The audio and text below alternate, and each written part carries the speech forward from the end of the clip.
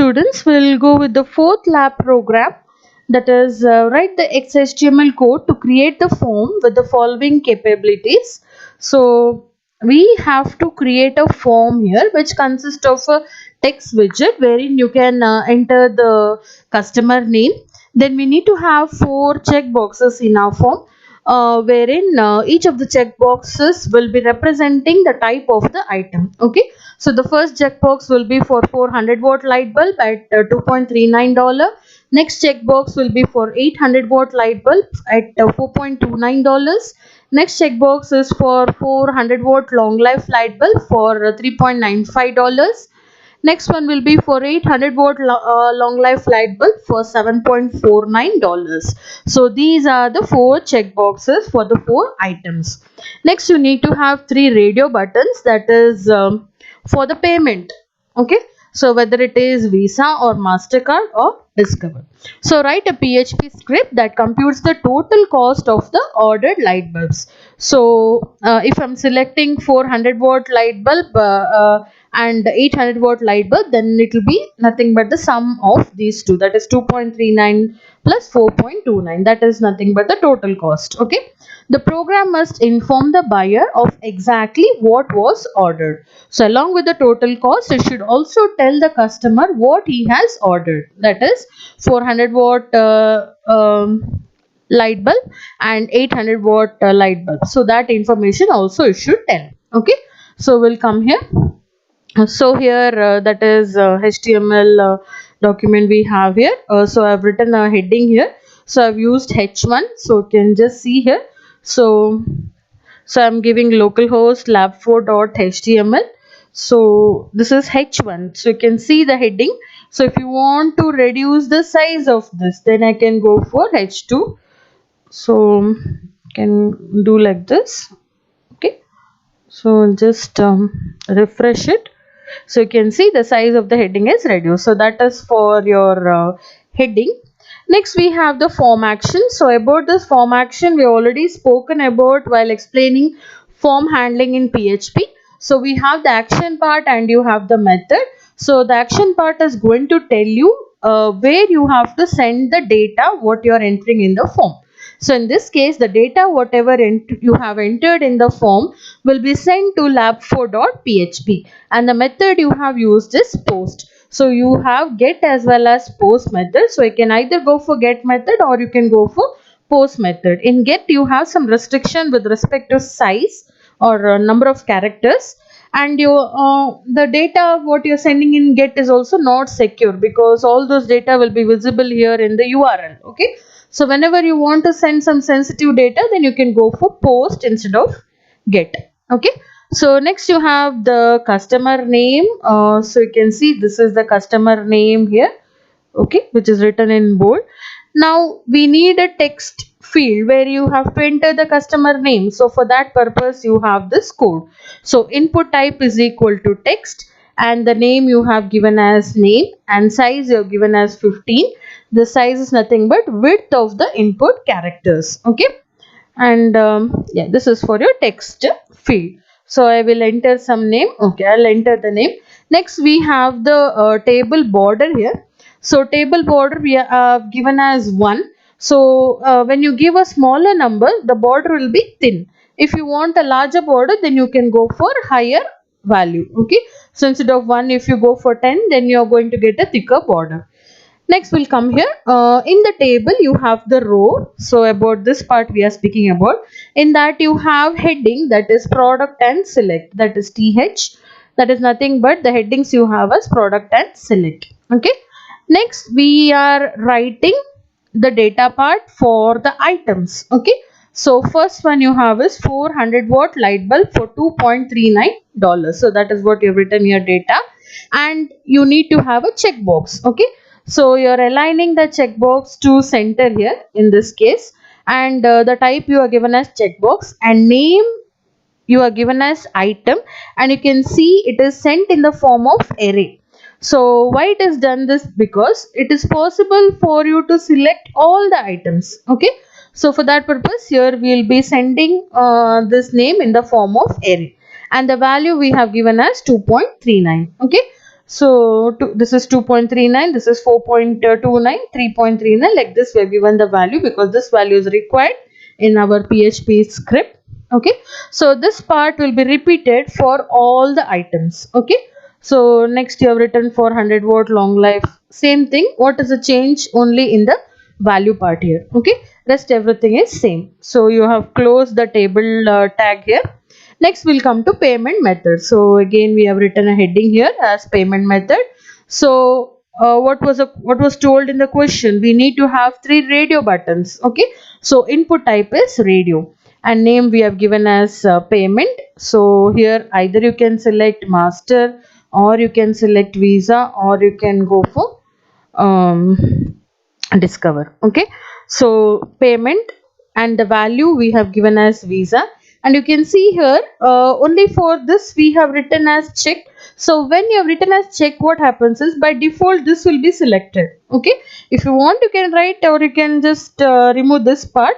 So since we have given as check, this will be selected. Okay, so the same thing is written for master card as well as discover. Okay, so I'll use the card as discover. Next we have to write for submit and reset. So you can see here you have submit button as well as reset or clear the data. Okay, so input type is submit and value is submit order. So you can see here value you have written as submit order, then reset here you have written clear order form. Okay, so here I will select 2 items. Okay, 2 items I will select. Okay, so now I will give submit. So when I give submit that data, so you can see here inform action. What did we say? Inform action. That data whatever you have entered should go to lab4.php. So I will give submit. Just check this part. Okay, the URL part, submit.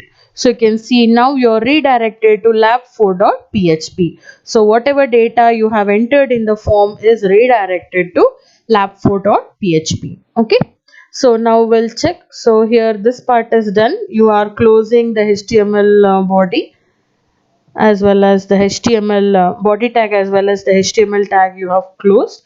Now we'll come to the PHP part. Okay, the script part. So you can see here, so the data is sent to the script here. Okay, in the script again you have a heading here, welcome to Supreme Lights and Bulb, that is a heading part here. Then within the PHP part, so you can see here what data you have entered in the form. You had entered the name. So you can see, we'll come back here, you have entered the name, yes, and the method you have used is post.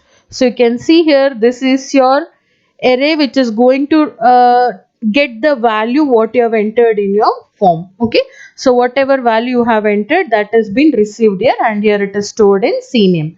Again item, what is this? Items we said it is sent in the form of array. So these items are nothing but how many items you have selected, that is stored in items. Again the payment mode, whether it is Visa, MasterCard or Discover, that is stored in payment. Okay, next you have a statement as items ordered by the name of the customer. Okay, here the name of the customer I have given my name. So yes, okay, that is the thing here, you're just printing the statement. Okay, now we'll come here. So total, so in the question they have told you have to calculate the total cost of the items that is ordered, right? So for that purpose we'll use a variable total. We have initially assigned a value equal to 0. So we are using a looping statement here. Starting from 0, you're going to size of item. Size of item is nothing but how many items you have selected. So how many items we have selected? We have selected 2 items, that is 400 watt light bulb at the cost of 2.39 and 800 watt light bulb at the cost of 4.29. Okay, so 2 items we have selected and this is nothing but your incrementing updation part. So I is equal to 0, 0 is less than 2, yes it is true. So total is equal to total plus items of $I. So what is the meaning of this? What is the first item I have selected? The first item I have selected is 400 watt light bulb at the value 2.39. So you can see here the value, that is 2.39, that we are using here. Okay, total plus so 0 plus items of this. Okay, items of I. So items of I in the sense now it is items of 0. So which is your item of 0? That is this 400 watt light bulb for 2.39. Okay, so 0 plus what is that value? Okay, that will be done. That is 0 plus 2.39. So what will be your total now? It will be 2.39. Okay, so okay, that is the total here. So currently the total value is 2.39. Okay, next, dollar of item if it is equal to 2.39. So why we have written this part? So in the question they have told you should calculate the total cost, and also you should tell what is the item that the customer has ordered. So that information also should be told. So for that purpose this part of the code is written. Okay, so if your item of I is equal to 2.39, now in our case, yes, that value 2.39. So the checkbox with the value 2.39 you have selected, right? So for that purpose that is true. That time you are going to print the statement 400 watt light bulbs. Okay. Next again. So this is done. Again I value will be incremented. Your next I value will be 1. 1 is less than 2. Yes, size of items. What is the size of item here? It is 2. 2 items you have selected. So 1 is less than 2. Condition is true. That time what will happen? Total is equal to total. So previously what was your total? 2.39, right? 2.39. For that you are adding items of I. So items of I means what is the next value you have to add? That is 4.29. Okay. So what will be the total value you get? That is 6.68. Okay, so that is your total, and we have to print the item what you have ordered. So for that purpose you have this part of the code. If item of I is equal to 4.29, so this is nothing but the value in the checkbox.